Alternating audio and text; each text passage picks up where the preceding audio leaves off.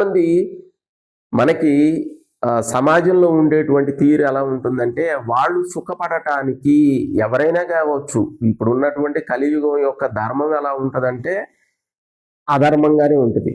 కాబట్టి ఎదుటి వాళ్ళని ఇబ్బంది పెట్టి, లేకపోతే కల్తీ చేసి, అన్ని రకాలైనటువంటి విషయాలు కల్తీ అయిపోయినాయి ఈ రోజుల్లో. పాల కాడి నుంచి, నీళ్ళ కాడి నుంచి, మనం పీల్చేటువంటి శ్వాస కాడి నుంచి అన్నీ కూడా పొల్యూట్ అయిపోయాయి.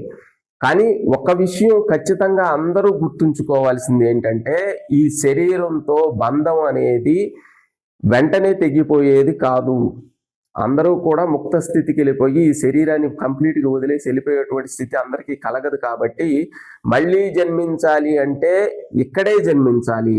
మళ్ళీ ఇక్కడ పుట్టినప్పుడు మనం ప్రకృతిని కనుక నాశనం చేసి, అక్కడ ఇక్కడ ఉన్నటువంటి ప్రకృతి నిధులన్నింటినీ కూడా నాశనం చేసినట్లయితే, ప్రకృతి సంపదను నాశనం చేసినట్లయితే, మళ్ళీ జన్మలో ఇక్కడే పుట్టి ఇక్కడే దానికి సంబంధించినటువంటి దుఃఖాలన్నింటినీ అనుభవించాలి.